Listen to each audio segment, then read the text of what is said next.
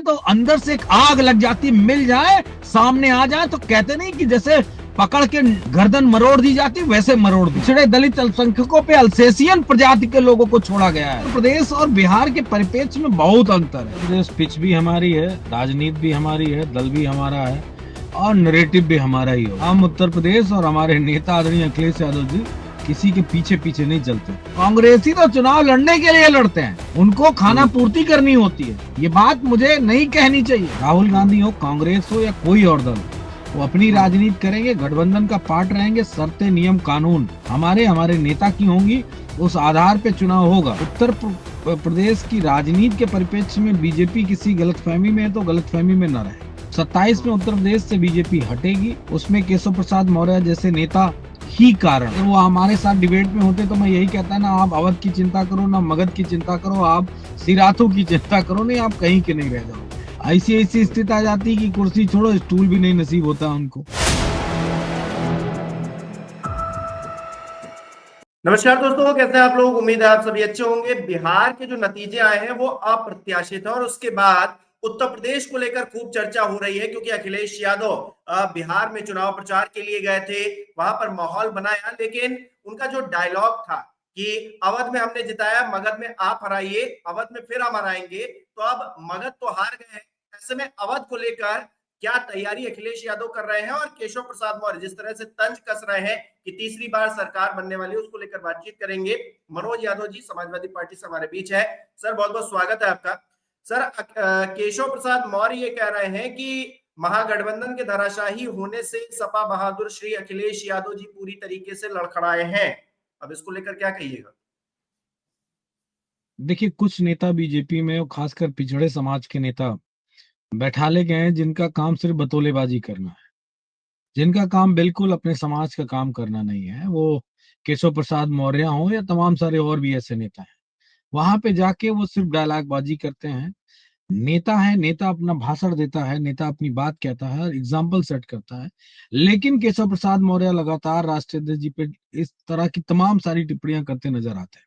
मैं केशव प्रसाद मौर्य जी से पूछना चाहता हूं कि अवध और मगध, अवध तो हमने हरा दिया था, मगध के लिए राष्ट्रीय अध्यक्ष जी ने अपील की थी बिहार वासियों से कि आप लोग जिस तरह हम लोगों ने बीजेपी को अवध में हराया, वैसे आप मगध में हराओ। लेकिन वहां की जनता ने क्या किया क्या नहीं किया, वो सब परिणाम सामने, और जिस तरीके से चुनाव प्रक्रिया हुई वो भी बिल्कुल सामने है। मैं इतना पूरी ईमानदारी से कह सकता हूं कि अगर उत्तर प्रदेश की राजनीति के परिप्रेक्ष्य में बीजेपी किसी गलतफहमी में है तो गलतफहमी में न रहे। हम समाजवादी लोग अल्टीमेट दे के हर काम करते हैं। ये जरूरी नहीं कि हम तुम्हारी तरह चुपचाप चले जाएं और उस तरह काम करें। 24 में हराया था, 27 में हटाएंगे, आदरणीय राष्ट्रीय अध्यक्ष जी का ये स्लोगन आपने पढ़ लिया होगा। तो 27 में उत्तर प्रदेश से बीजेपी हटेगी, उसमें केशव प्रसाद मौर्य जैसे नेता ही कारण है। कारण ये है कि बीजेपी को एक बीजेपी कोई मेरेकल, कोई जादू की छड़ी नहीं है बीजेपी के पास चुनाव जीतने की। वो ठीक है, सिस्टम उनके पास है, चुनाव आयोग उनके पास है, तमाम फ्रीवीज की उनके पास स्कीम्स हैं और उनका प्रयोग वो करते हैं। लेकिन क्या 2024 में किसी फ्रीवीज सिस्टम, चुनाव आयोग, डबल इंजन सरकार, प्रशासन, पुलिस का प्रयोग नहीं किया था क्या? सब तो किए थे ना, तो हार गए। और वो जो बड़बोले टाइप के उप मुख्यमंत्री स्टूल वाले जी हैं, उनका तो सिराथू भी काम खत्म हो गया था, 22 में ही हरा दिया था, सारा सिस्टम था। तो उन्हें ज्यादा बोलना नहीं चाहिए अवध मगध पे। मैं कहने वाला था कि अगर वो हमारे साथ डिबेट में होते तो मैं यही कहता ना, आप अवध की चिंता करो, ना मगध की चिंता करो, आप सिराथू की चिंता करो, नहीं आप कहीं के नहीं रह जाओगे। क्योंकि बीजेपी भी बार बार आपको थोड़ी नहीं मौका देगी कि जब देखो तब तुमको एमएलसी बना दे, जब देखो तुमको राज्यसभा भेज दे। वो हमेशा नहीं होगा भाई। आप एक बड़े पद पे हैं और बीजेपी का जो कैडर वोट है वो भी नाराज होता है कि देखो वो तो हार गए और उनको उप मुख्यमंत्री आपने बना दिया। दूसरा, केशव प्रसाद मौर्य जी की जो भाषा शैली है, वो मुख्यमंत्री बनने के लिए प्रयास करने वाली है। ये बात हमको भी पता है, हमारी पार्टी को भी पता है और उत्तर प्रदेश की जनता को भी पता है। लेकिन उनको मिला क्या? बाबा जी का घंटा, इसके सिवा कुछ न मिला। ऐसी ऐसी स्थिति आ जाती कि कुर्सी छोड़ो, स्टूल भी नहीं नसीब होता उनको। और उनका मंच पे हाथ झटकने से लेके और अपमानित होना, उनकी नेम प्लेट उखड़वा के फेंक देना, वो सारी चीजें जनता ने देखी है। तो मुझे नहीं लगता है कि उनको सिराथू या बेटे के लिए टिकट लें या खुद लें, जो भी जिसके लिए लेना, उनका फोकस इस पे होना चाहिए कि कैसे वो अपना निजी व्यक्तिगत चुनाव जीते, क्योंकि अच्छा, ठीक बीजेपी। है, ठीक है, ठीक है। मनोज जी केशव प्रसाद मौर्य जो करेंगे राजनीति, वो उनकी राजनीति है, उन पर छोड़ देते हैं। यहाँ पर बात समाजवादी पार्टी की करते हैं। देखिए, वोट चोरी का जब मुद्दा उठा तो अखिलेश यादव जी ने भी कहा कि हाँ भाई, वोट चोरी तो हो रही है।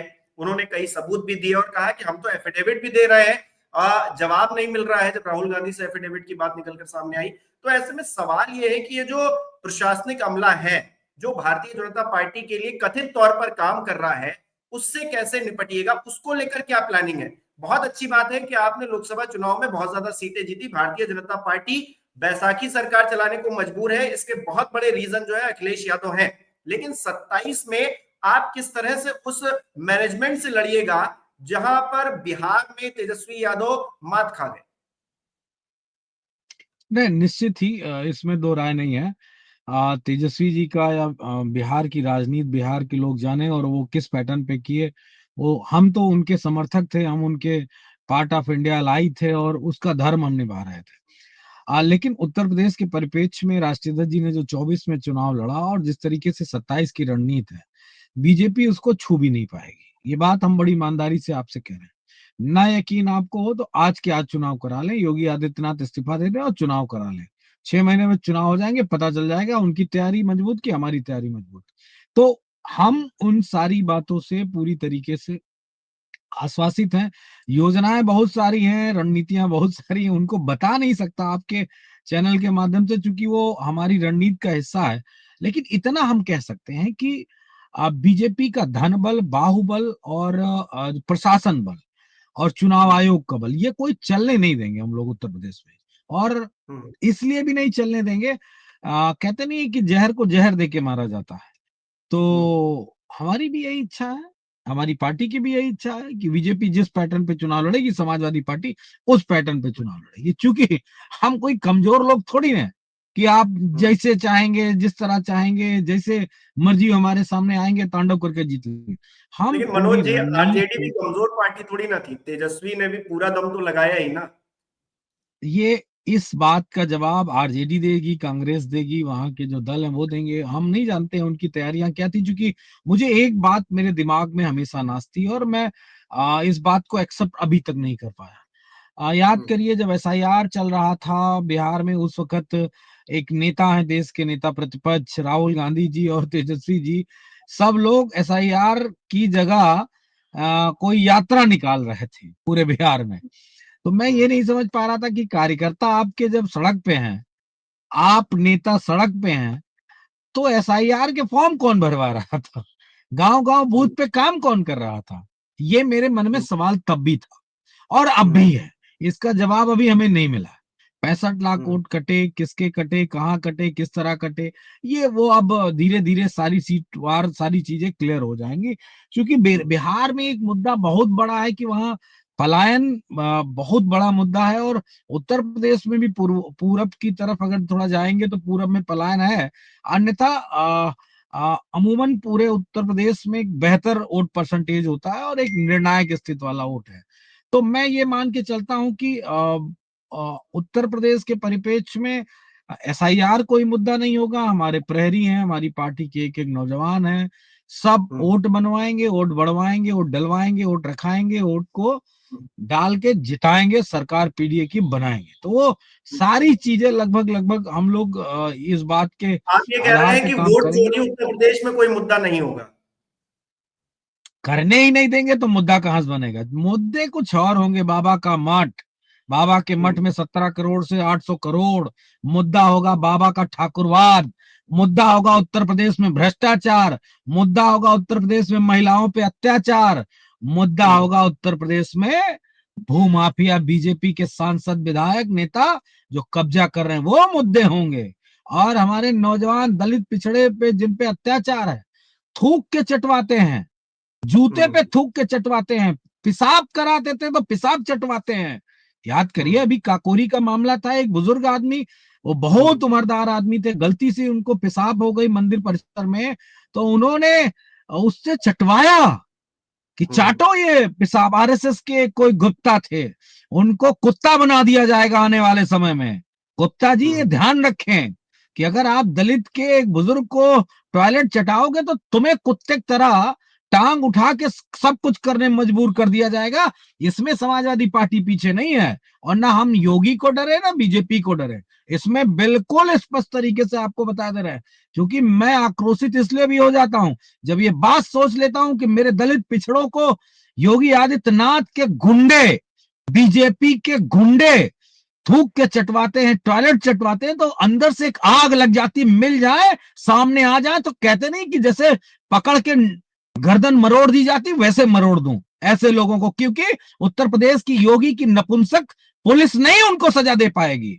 यही काम अगर कोई और कर देता तो योगी आदित्यनाथ उसके सीने और सर पे गोली मरवा देते, लेकिन उनको नहीं मरवाएंगे क्योंकि वो तो अपने होते हैं ना। उनपे तो अत्याचार करने के लिए अल्सेशियन जैसे नहीं एक प्रजाति होती है, अल्सेशियन छोड़ दिया जाता है, वैसे पिछड़े दलित अल्पसंख्यकों पे अल्सेशियन प्रजाति के लोगों को छोड़ा गया है कि जहां जाओ जैसे पाओ, सिर्फ पिछड़े दलित पे अत्याचार कराओ। तो उत्तर प्रदेश में चुनाव तो उस पे होगा, वहां चुनाव बीजेपी नहीं जीतती है, वहां नीतीश कुमार जी चुनाव जीतते हैं। और नीतीश कुमार कौन है? समाजवादी नेता हैं।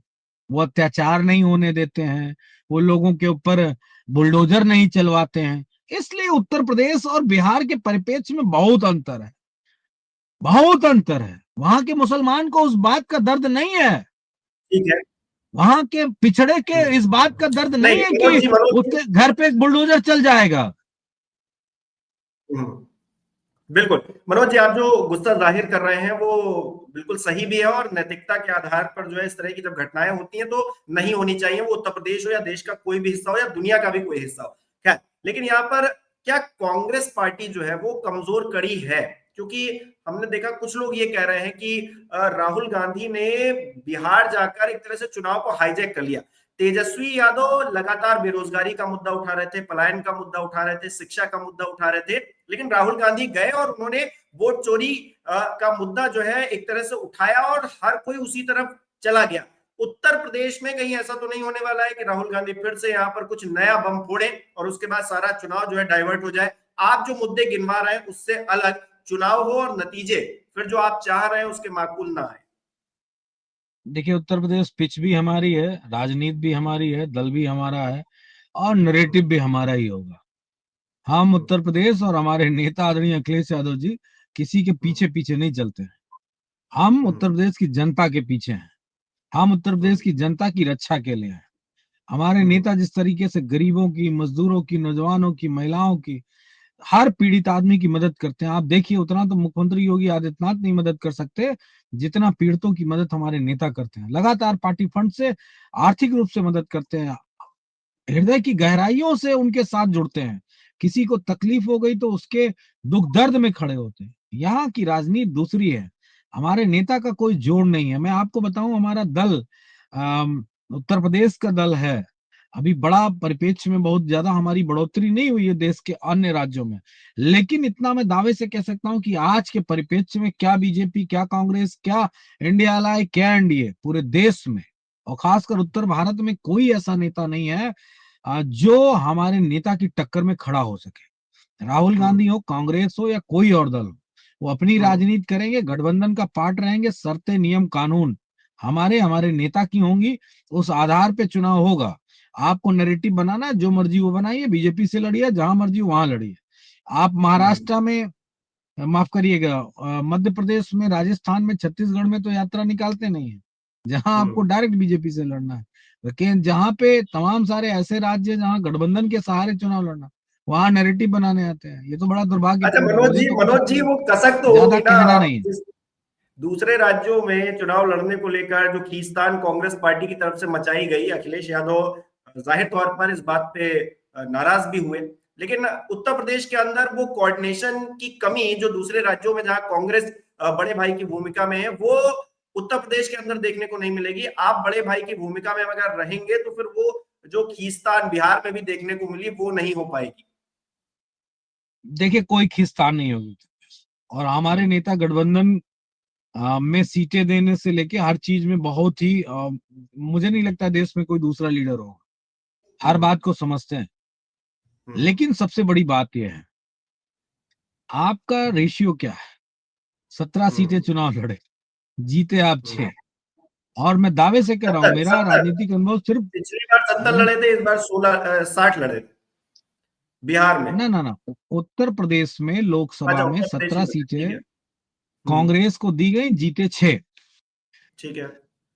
और उसमें भी 2 प्रत्याशी समाजवादी पार्टी ने दिए। हम्म, आपको मालूम है, नहीं मालूम? हम्म, शायद आपकी जानकारी में नहीं है ये बात। एक सीतापुर का प्रत्याशी जो था, समाजवादी पार्टी का पार्ट था, वो टिकट के लिए कांग्रेस में चले गए, तो कांग्रेस ने उनका टिकट नहीं किया, उनको किसी ब्राह्मण चेहरे को लड़ाया था, नकुल दुबे को।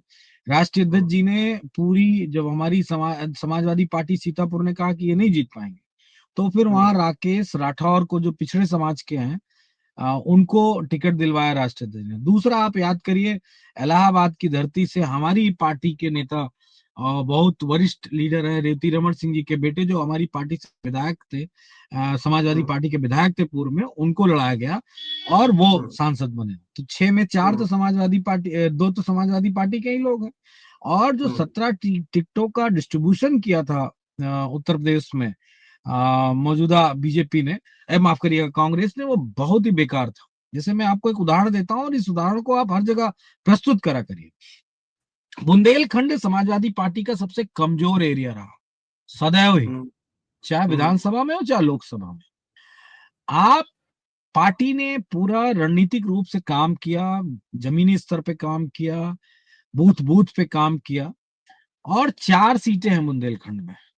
4 सीटों में एक कांग्रेस को मिली, झांसी, और 3 सीटें जो थी, बांदा और हमीरपुर और शायद एक और कोई थी।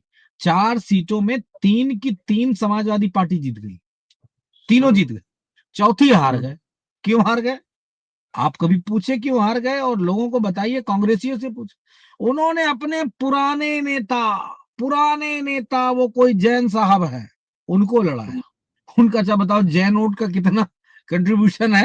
अरे जैन समाज का है तो उसको एमएलसी बना दो, जैन समाज का है तो उनको राज्यसभा भेज दो किसी दूसरे स्टेट से, अगर आपको देश भर में मैसेज देना। जहां सिर्फ 40-50 हजार वोट भी जिस कम्युनिटी का, पूरे 5 विधानसभाओं में नहीं, 5 विधानसभाओं में 40 हजार वोट भी नहीं होगा, ये मैं दावे से आपको बता रहा हूँ। और वो होता 5, मुझे लगता है कि अमूमन 3-3.5 लाख तो वोट बुंदेलखंड में भी हर विधानसभा में है। तो तीनों हम्म, 25-15, लगभग 16-17 लाख वोट में उसको टिकट व्यक्ति को दिया जिसका 40 हजार वोट भी नहीं। तो अब कहाँ चुनाव जीतने के लिए लड़ते हैं कांग्रेसी? कांग्रेसी तो चुनाव लड़ने के लिए लड़ते हैं, उनको खाना हम्म, पूर्ति करनी होती है। ये बात मुझे नहीं कहनी चाहिए, लेकिन मैं कह रहा हूं और बार बार कह रहा हूं, क्योंकि हमारी इच्छा है कि कांग्रेस अच्छे प्रत्याशी लड़ाए और जीत के बीजेपी को हराए। लेकिन पता नहीं चुनाव लड़ने की कौन सी बीमारी है कि चुनाव लड़ना है बस, चुनाव हम्म, लड़ना है बस। अगर बुंदेलखंड में 4 में से 3 सीटें समाजवादी पार्टी जीत लेती है, तो क्या चौथा हम ना जीत पाते क्या? ये आप बताइए, ना जीत पाते हम्म, क्या? उसी बिल्कुल। झांसी में, अगर झांसी में ही कुशवाहा समाज का प्रत्याशी लड़ा देते, तो आपकी सीट तय थी। लेकिन लड़ाया नहीं, क्यों नहीं लड़ाया? उनको लड़ने का बड़ा शौक है, हमारे नेता को लड़ाने का बहुत शौक है। हमारे हम्म, नेता को 2 शौक है, चुनाव लड़ाने का और बीजेपी को हराने का। 2 शौक है हमारे नेता को। तो वो हम्म। शौक हमारे जो है, वो बीजेपी के लिए गड्ढा खोद देंगे। अच्छा, ये अच्छा, कांग्रेस। मनोज जी, स्ट्राइक रेट की बात जी। करें तो ममता बनर्जी जी भी पीछे नहीं है। 2011 से सत्ता में काबिज है और 6 चुनाव हुए हैं, 3 विधानसभा के और 3 लोकसभा के। ममता बनर्जी, मतलब उन्होंने अपनी जमीन पर किसी और को कब्जा करने नहीं दिया। मतलब थोड़ी बहुत भारतीय जनता पार्टी ने पेनिट्रेशन भले 2019 के बाद की, 21 के इलेक्शन में की, लेकिन 24 में फिर से धो दिया। 26 का इलेक्शन सामने है। कुछ लोग ये कह रहे हैं कि इंडिया गठबंधन की कमान दे देनी चाहिए ममता बनर्जी को, क्योंकि वो बेहतर है भारतीय जनता पार्टी से लड़ने में। भले ही वो जो है बंगाल की राजनीति करती है, लेकिन देश भर में अगर वो भारतीय जनता पार्टी के लिए खड़ी होंगी तो वो कांग्रेस से बेहतर प्रदर्शन करेंगी। समाजवादी पार्टी का क्या सोचना है इस पर? देखिए, ये हमारा नेतृत्व तय करेगा। और नेतृत्व को जैसा लगेगा वो इंडिया गठबंधन का किसी ना किसी को बेहतरीन व्यक्ति बनाना ही पड़ेगा, जिसमें कैपेसिटी हो और केमिस्ट्री हो लोगों को जोड़ने की। हम्म, अम, अब एक आपस में कोऑर्डिनेशन बेहतर होना चाहिए। इन हम्म, सारी चीजों का निर्णय पार्टी नेतृत्व ही करेगा। और जो देश के मन की बात होगी, मुझे लगता है इंडिया अलाई के जितने भी पार्टनर हैं वो सब मिलके उस काम को जरूर करेंगे। नो डाउट ममता जी एक बहुत शानदार लीडर है। एक महिला होते हुए उन्होंने बीजेपी के सारे सिस्टम को धराशायी किया, ये बड़ी बात है। मैं कह सकता हूं और ईमानदारी से ये बात कह सकता हूं कि सदियों में कोई ऐसा लीडर पैदा होता है जैसा ममता जी ने सबसे लड़ते लड़ाते और अपने आप को यहाँ तक पहुंचाया है। अच्छा मनोज जी, ठीक मैंने है देखा है कुछ। अखिलेश यादव के साथ जो कोऑर्डिनेशन अखिलेश यादव का है या नहीं है, लेकिन ममता जी के साथ बड़ा स्ट्रांग नजर आता है। नहीं, हमारे नेता का कोऑर्डिनेशन सबसे अच्छा है। कोई लीडर पूरे देश में नहीं जिसे कोऑर्डिनेशन अच्छा ना हो, सिवाय बीजेपी हम्म, को। बीजेपी से हमारा कोई कोऑर्डिनेशन नहीं है, ना हम चाहते हैं कि बीजेपी से हमारा कोई कोऑर्डिनेशन बने कभी। हमारे लीडर हम्म, भी नहीं चाहते, हमारी पार्टी के कार्यकर्ता भी नहीं चाहते, हमारे जो आम वोटर है वो भी नहीं चाहते, और हम उनसे कोऑर्डिनेशन बनाएंगे भी नहीं कभी। और लेकिन मायावती जी, इतना तो, हाँ, वो कह रही बहन जी का तो कोई वो कह रही ओवैसी के साथ तो नहीं आ जाएंगी इस बार, तो इस बात को लेकर भी चर्चा हो रही। बिहार में 5 सीटें जीत गए, बताइए। वो, देखिए उस पे हमारा संविधान हमें कोई अधिकार नहीं देता कि हम बहन जी को रोक दें कि आप ना जाओ ओवैसी के साथ। ये बहन जी को तय करना है। वहां लड़ चुकी है बिहार में, उत्तर प्रदेश में भी लड़े।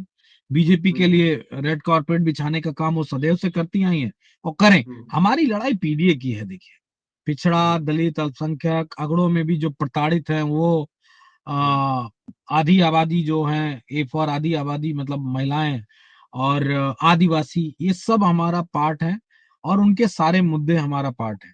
और समाजवादी पार्टी उस पे काम करेगी। हमारे नेता का विजन है कि किस तरीके से नौजवानों को नौकरियां मिले, महिलाओं को हम्म, सम्मान मिले, उनका जीवन बेहतर हो। वो सारी चीजें हम करने का पूरी तरीके से कटिबद्ध हैं। और हमें नहीं लगता है कि बीजेपी इसका सामना कर पाएगी हम्म, 2027 में। जो कुछ करना है करे। वैसे मैं बहुत कुछ कहना नहीं चाहता चैनल पे, क्योंकि अपने जो प्लस पॉइंट है उनको बताना नहीं चाहिए और बीजेपी के माइनस पॉइंट को भी नहीं बताना चाहिए। नहीं, वो तो काम हाँ, कर लेंगे उस पे। तो हम हम्म, लोग अपना पूरी व्यवस्था में हैं और पूरी व्यवस्था करके ही हराएंगे। उदासी हम्म, थी कार्यकर्ताओं में, निराशा थी, लेकिन आपको मैं आश्वासित करता हूं कि समाजवादी पार्टी का कार्यकर्ता सेल्फ मोटिवेटेड होता है। और हम्म, जैसे ऊर्जा, सौर ऊर्जा नहीं होता है, तो सौर ऊर्जा से ही चार्ज हो जाता है। हमारी हम्म, विचारधारा से ही चार्ज हो जाता है। उस पे कुछ हो ना हो, कम व्यवस्था हो ज्यादा हो, पैसा कम हो ज्यादा हो, जेब में ना हो पैसे। अभी आपने देखा होगा एक वीडियो वायरल हुआ था मेरा भी और लखनऊ जिला अध्यक्ष का भी। लखनऊ जिला हम्म, अध्यक्ष के लिए क्या कहा था माननीय ने, अरे ये मेरा जिला अध्यक्ष ये पैसा दे रहा है खजांची के हम्म, जन्मदिन पे, ये तो कितना है, ये गरीब जिला अध्यक्ष। हमारे नेता को हम्म, सब मालूम है कि किस पे पैसा है, किस पे पैसा नहीं है। आ, ये ये मेरे ख्याल से शायद ही किसी दल में इस तरह की बात हो। जो हम्म, हमारे नेता को मालूम है, कार्यकर्ताओं से जो कोऑर्डिनेशन उनका है, जो उनके बारे में जानना मानना, सारी चीजें, और उनके सामने कोई भी बात कह दो तो वो कभी इग्नोर नहीं करते। तो वही उनका लगाव उत्तर प्रदेश की जनता से है और वो जनता के बारे में भी जानते हैं। और अक्सर पीसी से लेके और तमाम चर्चाओं में वो कहा भी करते हैं कि उत्तर प्रदेश के नौजवानों का भविष्य बीजेपी की सरकार और नेताओं ने बर्बाद कर दिया, खासकर हम्म। पीडीए समाज के लोगों को। जी। चलिए, बहुत बहुत शुक्रिया मनोज जी, हमारे साथ जुड़ने के लिए, तमाम बातचीत के लिए बहुत बहुत धन्यवाद आपका। और हमारे दर्शक किस तरह से देख रहे हैं, मनोज जी तो कह रहे हैं अभी से तैयारी है, यानी कि आज के आज अगर चुनाव हो जाए तो फिर हम भारतीय जनता पार्टी को हरा देंगे। हमारे दर्शक किस तरह से देखते हैं इस विषय को, कमेंट करके जरूर बताएं। इस वीडियो को लाइक करना, शेयर करना मत भूलिएगा। हमारे चैनल को सब्सक्राइब नहीं किया तो वो भी जरूर कीजिएगा। बहुत बहुत धन्यवाद।